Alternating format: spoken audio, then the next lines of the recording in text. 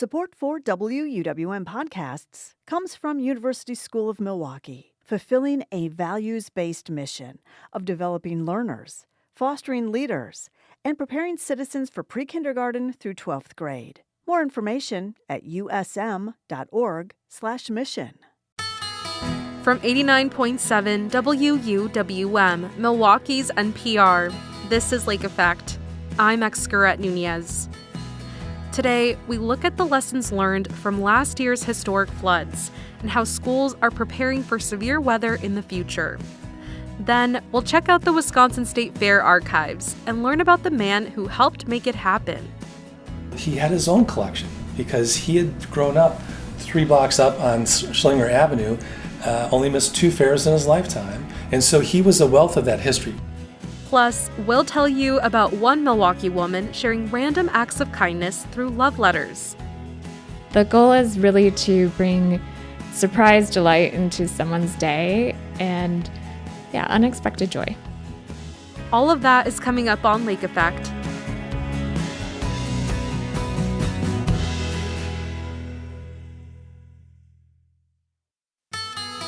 This is Lake Effect from 89.7 WUWM, Milwaukee's NPR. I'm Excurette Nunez. Thanks so much for joining us today. Some schools in Milwaukee are over 100 years old, and they weren't built to handle unexpected severe weather. So, when Milwaukee faced a 1,000-year flood last August, dozens of school buildings were damaged. Riverside University High School had 7 feet of water on its first floor. 6 classrooms were flooded at Wilson Elementary in Wauwatosa. Now, districts are thinking about how to prepare for more frequent and intense floods. WUWM education reporter Catherine Kokel is joined by Chad Bergenis of the Association of State Floodplain Managers.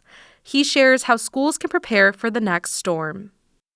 We are looking back at a year ago in Milwaukee, and in many parts of southeastern Wisconsin, we had just unbelievable flooding. I mean, it happened over the course of just a day or two. And I want to know, what is the best case scenario? What is the best way for a school or a school district to prepare its buildings for flooding? I would say that we're at a bit of an inflection point when it comes to flood risk and knowledge of flood risk and how our codes and standards are changing. One of the trends that we've observed over the last couple decades is that we are seeing an increase of very heavy rainfall events. And of course, very heavy rainfall events are the things that most commonly cause flooding, especially in urban areas.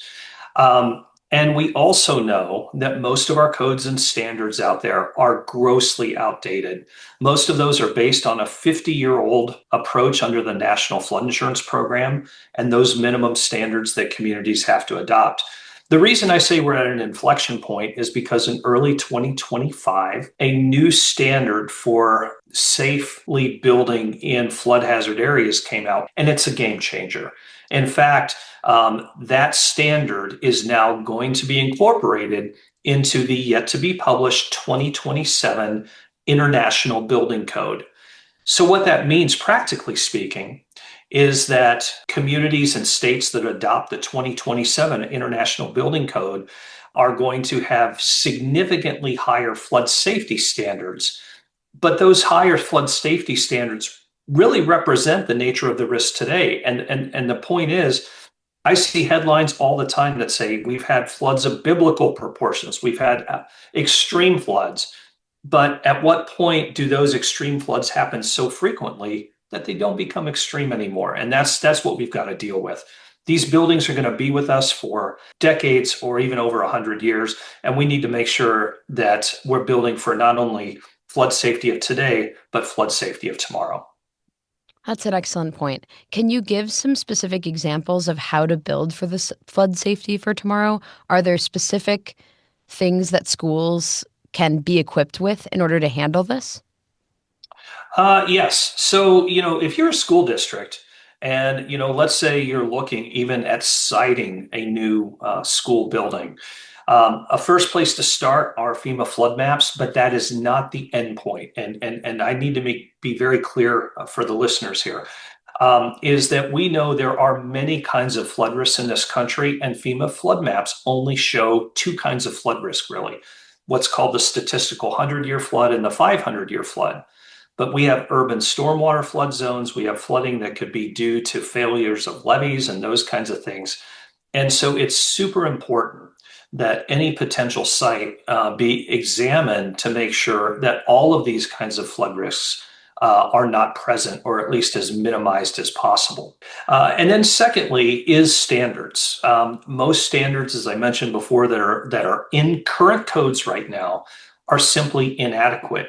The 2027 International Building Code, for example, is going to require that school buildings be built to what are called design class 3, or really what's equivalent to the 750-year flood standard. That is a massive upgrade to what most codes have today.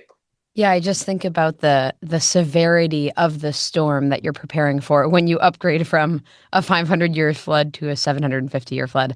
By the way, the flooding that we had here in Milwaukee last summer was referred to as a 1,000-year flood. So that sounds really intense, and it represents kind of an upgrade of, okay, we're going to see more of this more often, despite it being called a 1,000-year flood.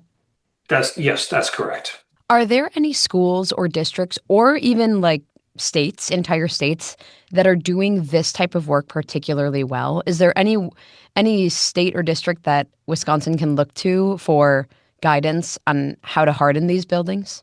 Unfortunately, none really come to mind. What we typically see is that a significant flood happens and buildings get damaged, and then kind of the aha moment happens where community officials, district officials, parents, and otherwise say, you know what, maybe that wasn't such a good place.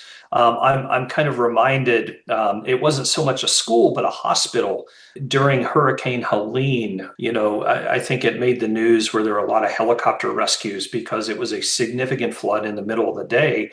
And you build a hospital. Hopefully, the thought that went into that is, geez, this is going to be a fairly safe place. After all, we have patients that you can't move or anything else. And yet that hospital was fairly new. It was only built within the last 10 years. So we have got to do a better job of citing these school buildings. But then you also have places, let's say like Louisiana, where maybe most of the community is flood prone. At that point, then you've got to really look to retrofitting existing at-risk buildings and making sure that they're protected to the highest level possible. I think just to provide a little bit of context for listeners, there are two hospitals that come to mind in the Hurricane Helene. There was the Tampa General Hospital that was protected by that aqua fence mechanism. And then I think the hospital you're talking about was in eastern Tennessee, where they were helicopter evacuating people off the roof. And so two very different approaches to keeping that space safe and differing outcomes, certainly. Katie, that's actually, I'm glad you brought up both hospitals, because yes, the one I was thinking about was that Eastern Tennessee, the Unicoi hospital. But the Tampa hospital also, I think, is a really good example. And that is, we have improving technologies on how to protect against flooding. And one would think, geez, flood has been around forever. How could technologies possibly improve? But some of those temporary barrier systems, if you have an existing at-risk building, those may be a viable option, to take a look at to prevent future flooding that way. We even have innovations that we kind of call glass flood walls, where it's a window glazing system but integrated into a masonry building and can basically render the building flood-proofed that way. So there's a lot of good innovation out there. And so I would say that if you have one of those existing at-risk buildings, there's a lot of different options now than we had, let's say, 20 years ago, where you could have these what are called perimeter barriers, like the Tampa hospital had, or could do the heavy work of actually elevating whole buildings or parts of buildings. If you're just joining us, today we're hearing from Chad Berginnis of the Association of State Floodplain Managers. It's a national nonprofit organization, but it's actually based here in Madison. We're talking about what schools and universities can do to harden against flooding. Something that I've heard in reporting this story is that this is not a decision that an individual school principal can make or even an individual teacher can make. These are, huge infrastructure improvements and investments that need to be handled at the district level. School districts across this country are struggling financially. And so how much money does it cost to invest in some of these new technologies? I mean, that aqua fence you're talking about at Tampa General had to be so expensive, right? It is. Some of these technologies can be quite expensive, but then others can be less so. But that's why I keep coming back and emphasizing that as we are replacing our buildings, it is far cheaper typically in construction to build it right the first time, to build it safe. We say that, in building elevation, for example, where you're elevating the entire building, the most expensive cost is the first foot of elevation. The reason is because all the site prep, getting the jacking system in place, and all of the work you do disconnecting the building from its foundation so that you can elevate the first foot. From there on, it's very cheap and incremental to go higher that way. But it's cheaper yet to simply build it elevated the first time so that we don't have future flooding. I think we would be remiss if we didn't mention that the reason that these storms are more frequent and more devastating and more expensive is human-caused climate change. I wonder what types of risks and threats you see either to the state floodplain or from the state floodplain in the next couple of years, given that it seems like we are at a point where we cannot turn the clock back on these types of climate-related issues. The very best thing I think that we can do at this point, and this is where the Association of State Floodplain Managers and through my career have been focused on, is I need the very best data for today and that's forward-looking so that we can make the very best design and land use decisions. Something that is also coming that I think is going to be very helpful, not only in Wisconsin but nationally, is that NOAA is working on a product called Atlas 15. And Atlas 15 is basically establishes the relationship between frequency of rainfall and the amount. And it's going to bring all of our data nationwide up to date in its first volume. And that's actually going to be released, we think, next month. And then volume 2 is forward looking, where it's going to look at a point in the future, I think about 30 years into the future, and try to predict based on the best modeling we can what that future rainfall condition. So think about it. If you have a school building that is designed to last at least 50 years, you'll be able to use that forward-looking rainfall data to help design the infrastructure and things like that, just to make sure it doesn't get overwhelmed. One of the best things that we can do at this point is have accurate data, and then we also need to have good code and standards to handle that future flooding condition. That product sounds really interesting and also a little scary to have that much data. NOAA, by the way, the National Oceanic and Atmospheric Administration, I should point out, NOAA lost between 15 and 20% of its staff last year in those federal workforce cuts. So this is an organization that is continuing to work on this data, but it is limited in its capacity, at least in some measures, in order to do that. Yeah, exactly. And I am just eternally thankful right now that at least this Atlas 15 project is one of those projects that is still going to be delivered to the American people because it is so important. One of the things I think that we need to be alarmed about as well is the continuing cuts at our federal science agencies. NOAA being one, the U.S. Geological Survey being the other. Those are the two agencies that we work with as an organization that provide our foundational science in dealing with flood risk management.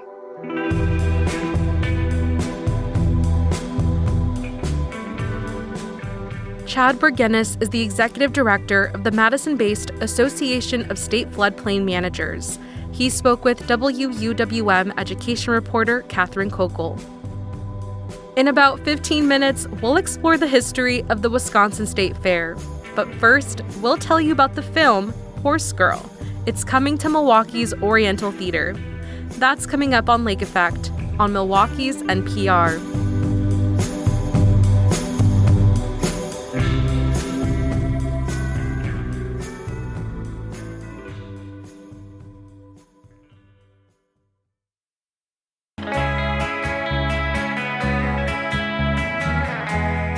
You're listening to Lake Effect on 89.7 WUWM. I'm Excurret Nunez. Horse Girls is a film centered around a young woman with autism. As her mother grapples with an uncertain health diagnosis, she reluctantly takes on new responsibilities. The filmmakers say accurately representing autism was a focus both on screen and throughout the filming process. To learn more, Lake Effect's Audrey Nowakowski is joined by Alex Madigan, one of the film's producers. So how did you first become aware of Horse Girls, and what motivated you to get involved? You know, it's so interesting that you asked that because scripts come to me in such a variety of ways. And basically what happened was I had a project set up at Amazon and we were looking for a new writer for the next draft of the project. And the executive gave me the script for Horse Girls and said, you know, I don't know if this is the right voice for the project, but it's a script that's really making the rounds this year for, it was during the pandemic actually when that was happening. So we were all on Zoom and she said, this is really making the rounds right now. So you should probably just become acquainted with a writer and maybe she's right for it, maybe not, etc. So I read the script and I really fell in love with it.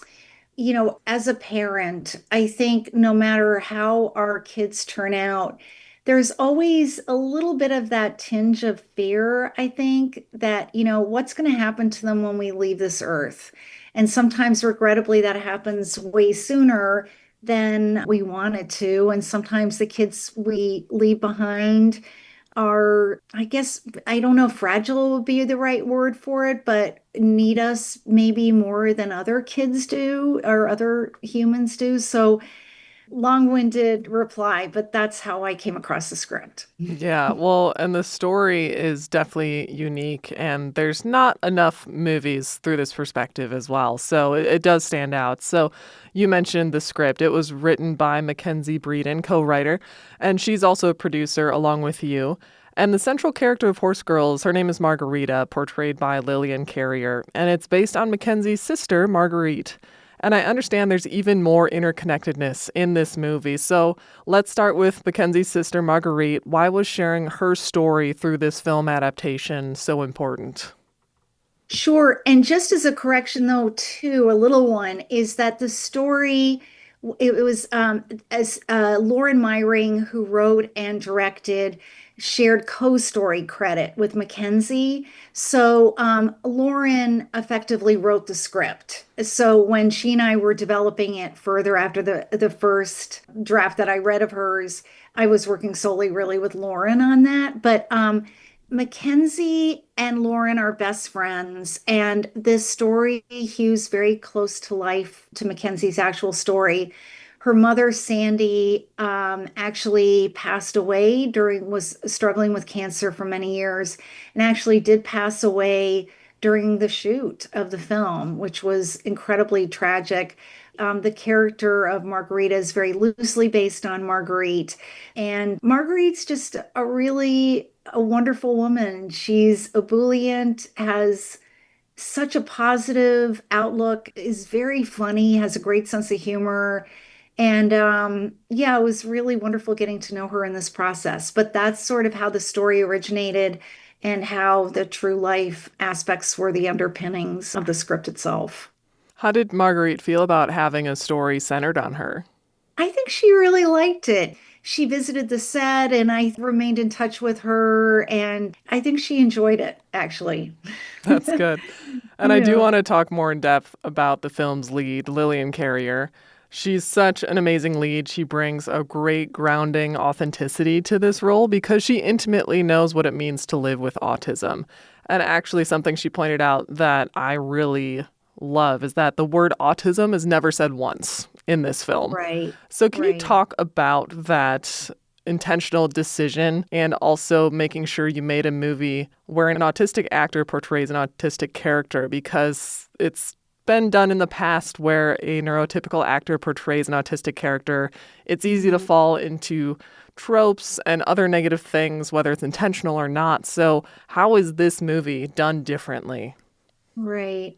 That's such a great question, Audrey. And it's something that we were very, very determined. My co-producer partner on this is a wonderful man named Michael Sherman, who's a terrific producer. And we were very, very determined that we do not fall into that trap. And, the good news is that there has been such a striving for authenticity, throughout really the past, I would say, 8 or 9 years. And it really has extended to so much of the film world in the sense of having people who, really come from the background or race or not so much gender or sexuality, I think, but they really are being tapped to tell their own stories, I think. And I think it's incredibly important. And you see so many sort of cringy examples of when this was not, a pattern or sort of an unwritten rule, I think, in the business.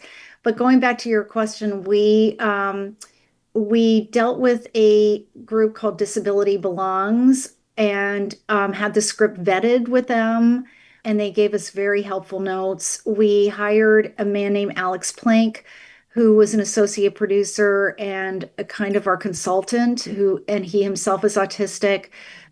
Chloe, who's Lillian's twin, was also on set and served in that capacity as well. And we really only auditioned women who had autism for that role. It never occurred to us to not hire in that capacity. As you mentioned, it's part of a good positive trend where there's more intentionality behind films. But, I imagine it's really important and probably not quite standard yet to also have that representation behind the camera, involved in producing, involved in autism sensitivity coordinating on set as well. So what did you learn from implementing these practices? I learned a lot about autism itself and, basically how crucial it is to have, for me, it was so crucial to have those people such as Alex and Chloe on set because you're going to make mistakes if you're not from that world and assume certain things and just make errors along the way. I think if you haven't had that personally as part of your background, which I've not really. So it was very much of a learning process for me. So it's key, I think, to be open, but also surround yourself with, it's like all good stories are researched, essentially. And this is just part of that, I think. I love that. And Horse Girls, it's a part of Milwaukee Film's larger cinematic sisterhood series, which spotlights female filmmakers. As we've talked about, you're involved, the co-producer, co-writer Mackenzie Breeden, and the directorial debut of Lauren Meyering. Can you share the insights and takeaways you have from your experience working on a film that was largely led by a team of women? I have to say, as a producer, really most of the films that I've worked on have been female-led. And I love stories about complicated women. I love stories about underdogs. Sometimes, regrettably, that goes hand in hand with female stories. But largely, for the past 5 films I've worked on, they've all been first-time directors. And with the exception of one, a gentleman named Waleed Mounas on a film called 1982, which was about the Israeli invasion of Beirut during that year, all of them have been female directors, too. And on this one, we also had a female DP, a production designer. So it was very, it was very female-led for sure. With Horse Girls, I think it does all the good things that independent cinema allows for. Like, I don't think this type of film would be made with, let's say, a heavy-handed production office, shall we say. Right. What do you think are the best parts of working in independent film? And this can be related to Horse Girls or other projects that you've worked on.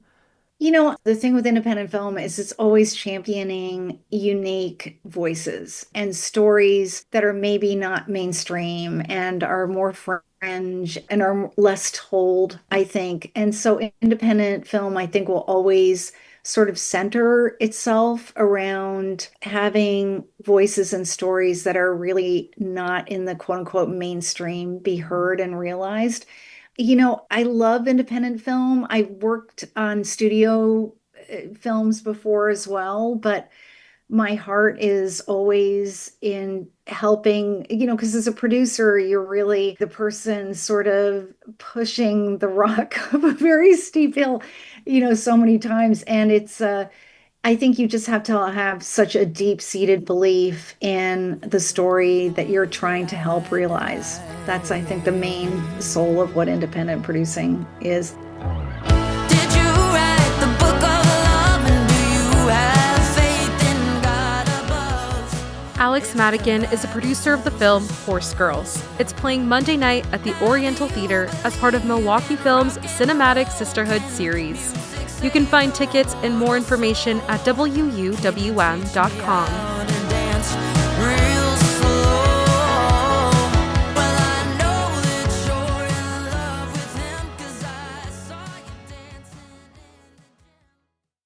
Today, the Wisconsin State Fair is best known for its rides, animals, and its many classic and unusual foods. This year, it's also celebrating a momentous 175 years of history. To learn more, Lake Effect's Joy Powers headed to the Wisconsin State Fairgrounds to chat with some of the top experts on the fair's history. Hundreds of thousands of people are expected to head to West Dallas this week for the Wisconsin State Fair. But at the edge of the fairgrounds, in an unassuming office building, there's a space that celebrates the fair year-round. The Wisconsin State Fair archives store a myriad of artifacts from the fair's 175 years of history. It has everything from ribbons and old ads to pieces of the first Milwaukee Mile. But while the artifacts themselves are as old as the fair, the archive is relatively new, as archivist Tom Zimmerman explains. Around 1996, the Wisconsin State Fair recognized there was a need to collect, catalog, and archive all this information they were mapping. And there was a gentleman, Jerry Zimmerman, who was retired. He was my dad. There were no 2 rooms of archives back then. Some of it was underneath the grandstand, some of it was in paper boxes, and a lot of it was memories and photographs. It was a monumental task, but one that Tom says his father relished. Jerry Zimmerman was an avid fairgoer who had started collecting items from the state fair long before the project began. He had his own collection because he had grown up 3 blocks up on Schlinger Avenue, only missed 2 fairs in his lifetime. And so he was a wealth of that history, which is one reason the Wisconsin State Fair asked him to volunteer. But then he reached out to other people who loved the fair just as much. Do you have any postcards? Do you have any medals, ribbons? And he started bringing them in. Today, these items fill up the 2 rooms that comprise the Wisconsin State Fair archive. Zimmerman and fellow archivist John Van Beckham have been exploring the archive and documenting what's in it. Van Beckham describes some of what they've found. Many of our ribbons are from livestock. From the very earliest part of the fairs, people would come and exhibit and show off their livestock. They'd show off their produce or the products that they baked, and we would have premium books. One of them right here is from 1888 that we sent out every year, and in there you would have lists or classes of categories that they'd be judging, and sometimes people could win prize money for it and also a ribbon, and that is still something that we do today. While some things haven't changed over the nearly 2 centuries of the fair's history, there's a big difference from the earliest days of the fair: the location. The first Wisconsin State Fair in 1851 was held in Janesville and would shift locations. That quickly changed, as Zimmerman explains. A lot of people came from Milwaukee. They didn't want to have to keep moving the fair around. And at that time, the Wisconsin legislature said, we'll donate $150,000. Came with strings attached. 10 miles within Milwaukee radius for the people to get there, and at least 100 acres. And so it's still where it was in 1891, lined by Greenfield Avenue and 84th Street. And since then, there's just been that progression of construction and love that went into the State Fair. The footprint of the State Fairgrounds has remained relatively the same over the last century. Most of the early structures have been lost, but there remain a few examples of those early buildings, as Van Beckham points out. There are still 3 buildings that were here from the early 1900s. You have the dairy building, you have the Grand Champion Hall, and the red brick cattle barn. Those are the 3 surviving buildings from that time. But the fair has constantly changed over time. What you're seeing on this map right here, the only thing that is still here would be the racetrack. The rest of these buildings have changed over time. Those changes include the grounds themselves. The State Fair grounds used to include a grove of trees. And did you know there used to be a creek that flowed through the Wisconsin State Fair? And it's still there, just under the surface. Back in the 60s, when there was a grove of trees there near Greenfield Avenue, my grandfather would bring me over there. We'd walk the grove, throw sticks off one end of the bridge, see him go under the bridge and come out the other side. So it was a park-like atmosphere throughout, and a very beautiful space. And Honey Creek now goes under the Expo Center. The creek was one factor in last year's flooding of the fairgrounds.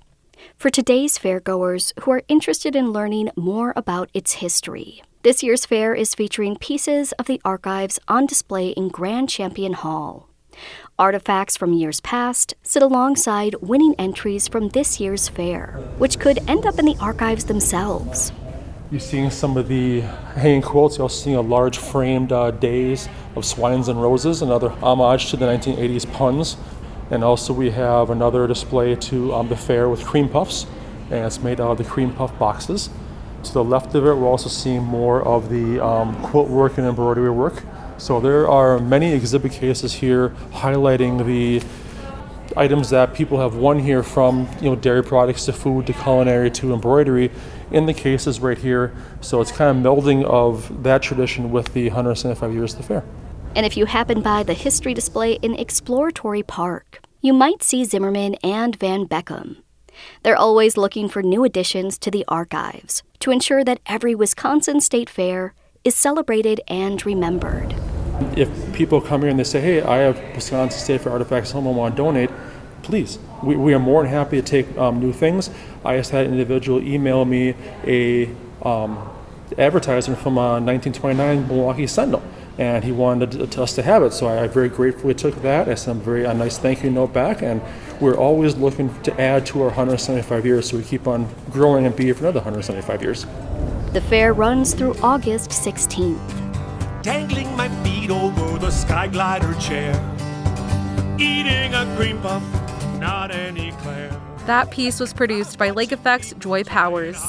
Still to come, we'll meet a local woman leaving love letters for strangers around Milwaukee. But first, we'll explore a new exhibit from artist Jan Sayre, featuring her enduring muse, Lake Michigan. That's next on Lake Effect, on Milwaukee's NPR. I'm on the Ferris wheel up in the air. I bought a device that slices apples and pears.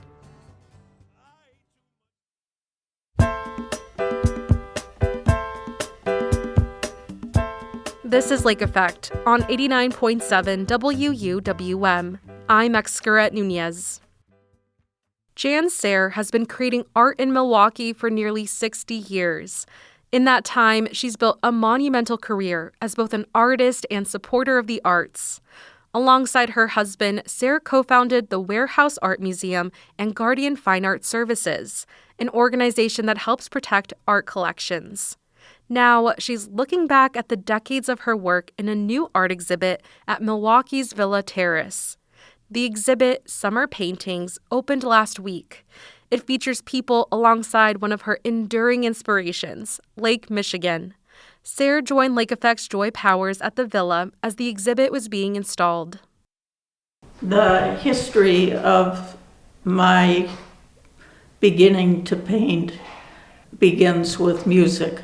I was already, at the age of 22, I was a music major at Carroll College and had begun composing original things on the piano. And so when I decided to transfer to UWM, I was forced to take a drawing and painting course as part of my getting a degree. That class was held by Shomer Lichtner, who was a well-known artist in Wisconsin. And the only reason he was teaching was someone had gone on sabbatical. So everything was serendipity, but the fact is Shomer opened a door, a window for me into a world that I really hadn't explored at that point. And I painted my first painting, and it was a self-portrait. It was figurative, even though in New York, abstract expressionism was what was being done, that I had really very little knowledge of the world of the visual arts. What I did have knowledge of, though, was composition, line, color, shading. Everything in music is in the visual arts. So all that music training prepared me for immediately being able to do drawings and paintings that were quite strong. And so I went on and I painted my father. I made all these family members sit for me, painting from life. And when I ran out of my father, my mother, my sister, at some point I realized painting from life could be limiting in a sense. So I started asking people for snapshots of family or themselves or people on the beach. The lake was always there, being so close.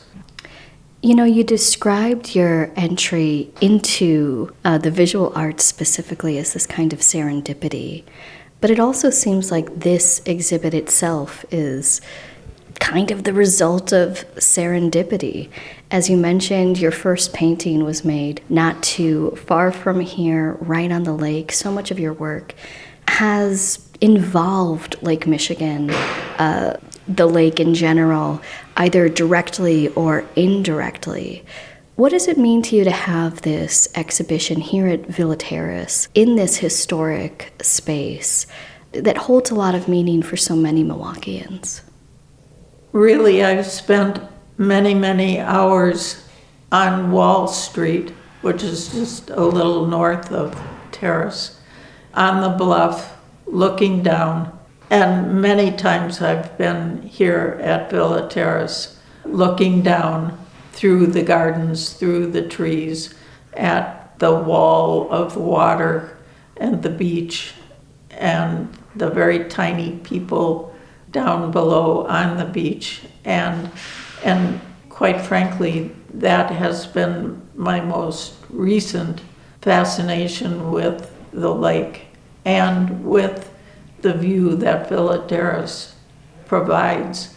People are reduced to a very small element, almost like punctuation marks between trees and in front of the blue of the water and the sand. I spent many, many hours photographing up on the bluff, exactly where Villa Terrace is.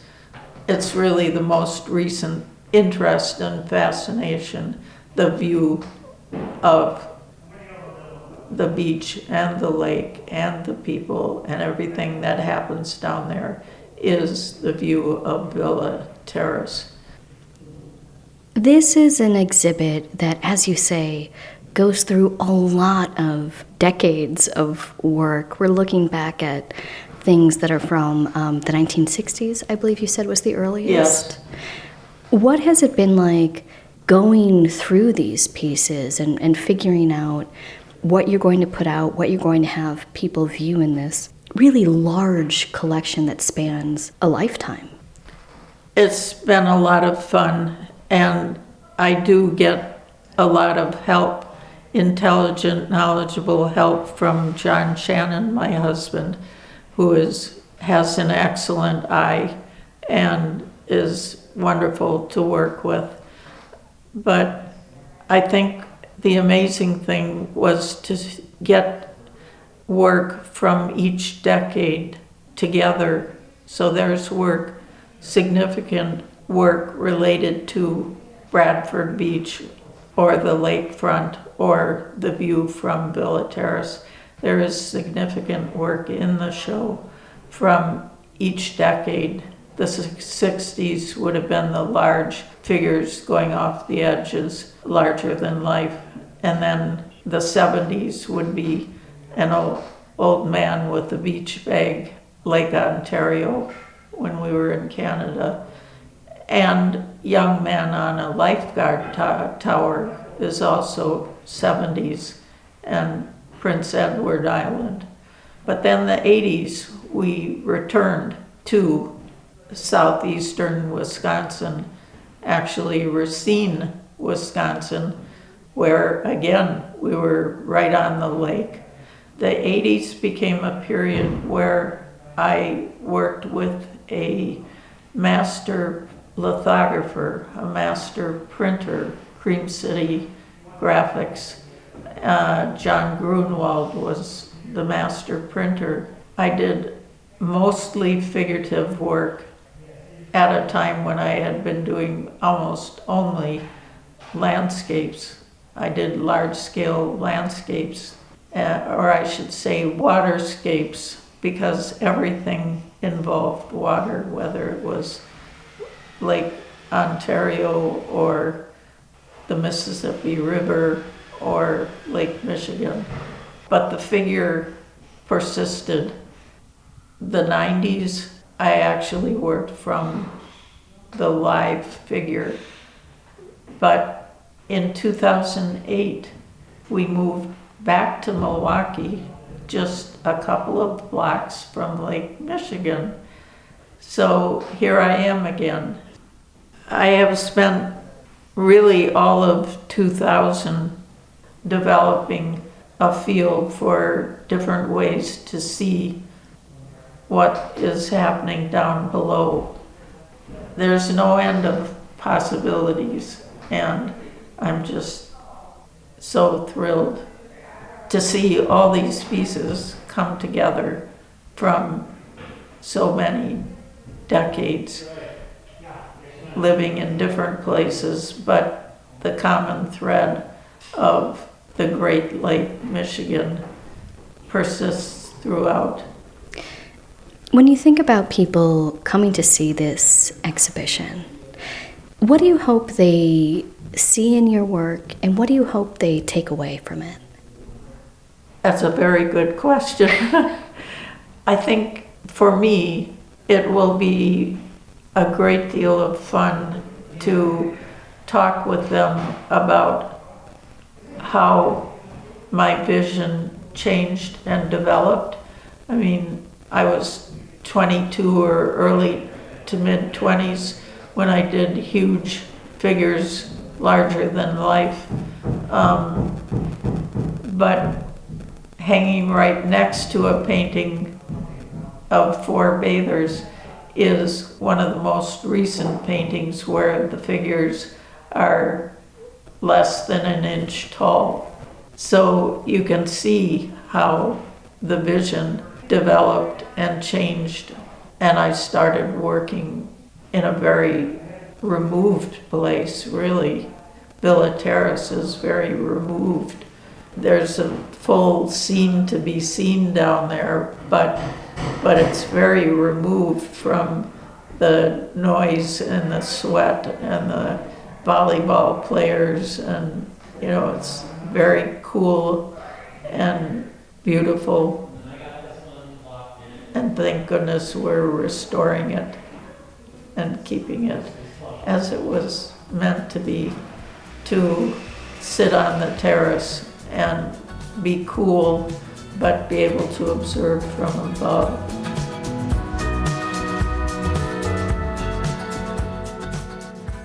Jan Sayre is a Milwaukee-based artist. She spoke with Lake Effect's Joy Powers. Sayre's exhibit, Summer Paintings, is on display now at the Villa Terrace. The Villa Terrace Museum is a financial supporter of WUWM.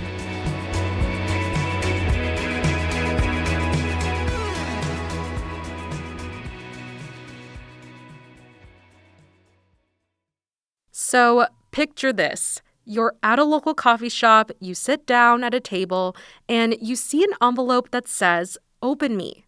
Inside is a letter with an inspirational quote or some words of encouragement. You just found a Milwaukee love letter. Here's the story of one local woman sharing random acts of kindness. Katrina Lord is the heart behind Milwaukee Love Letter. She's at her Bayview home working on one of her handwritten notes.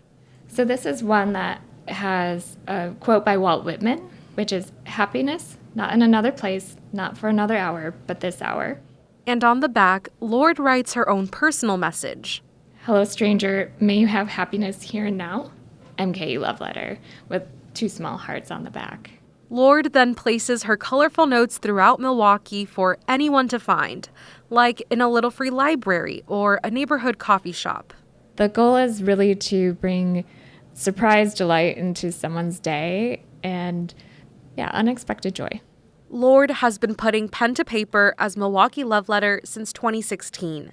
She was inspired by a New York City Instagram account to start the project. As an avid reader, she gets quotes to put on her love letters from different books and magazines she's read over the years. I'm in tech for my job, and that has its own form of creativity, but this is more artistic creativity. At the time, I didn't really realize it, but it was also something that I needed, where I needed that outlet, but also reading these positive quotes and searching for them brought me that positivity too. Lord has written more than 1,000 love letters. She posts photos of her favorite ones on her Instagram, MKELoveLetter, and will sometimes hear back from people who find them. It's varied from just a nice short message to some people will share really touching stories. I've had a couple of times where they're going through a hard time and they just needed that little brightness, and the letters have filled that for them, or they've seen it as like a message from like a loved one. You get something like this and you can interpret it to whatever you need it to be at that time. She says handwritten letters are a novelty in this digital world. They can be comforting and create a sense of connection, even with a stranger. If you receive a letter from someone, you know that they took the time and they're really opening up. Like, even if it can be light-hearted writing, they're putting pen to paper and it's out there. Lord says she started this project with 0 expectations. She had no idea how her letters would resonate with people. She was even more surprised to learn how it would make her feel seen. I am on the shyer introverted side, and I even was doing this anonymously for a good start of it. It was kind of like my own secret, and it didn't need to be a secret. It's a wonderful project, and so as I've opened up and shared my passions, it's also been able to share other aspects of myself with people and with even strangers. So I think it's kind of a medium of that for being able to share who I am and what I love. Personally, as someone who loves stationery and writing postcards to my friends, Lord's story inspired me to write my very own love letter to a stranger. So I'm at a coffee shop in East Tosa. I sat down and went ahead and made my little love letter.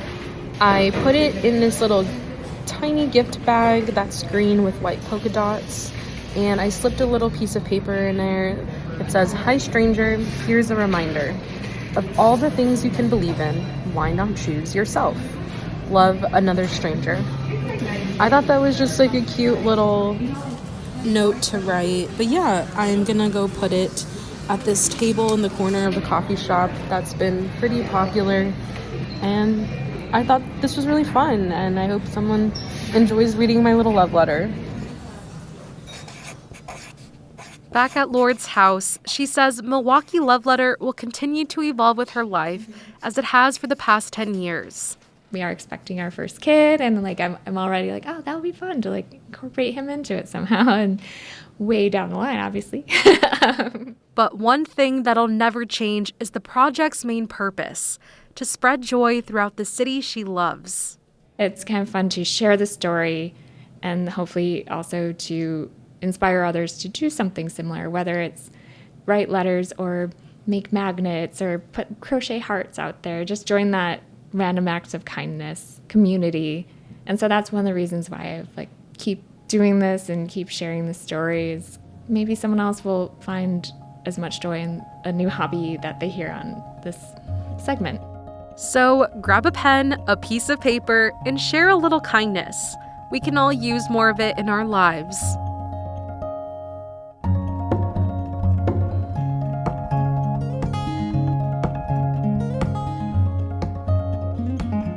Katrina Lord is the creator of the Milwaukee Love Letter Project. You can see pictures of Milwaukee Love Letters at wuwm.com. That's Lake Effect for today.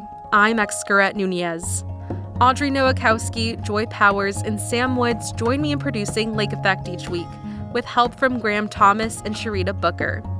Becky Mortensen is our executive producer, and Emily Files helps edit the show. We also heard from Akira Quinn, Mayan Silver, Catherine Kokol, Susan Bentz, Eddie Morales, and Annalise Hensel from the WUWM news team this week. Jason Reevy is our studio engineer, Valeria Navarro Villegas is our digital operations manager, and Trevor Shep wrote our theme music. If you missed any of Lake Effect this week, you can find all of our conversations at wuwm.com. And if you want to take the show on the go, you can download the Lake Effect podcast wherever you get your podcasts. Thanks so much for joining us today on listener-supported 89.7 WUWM, Milwaukee's NPR.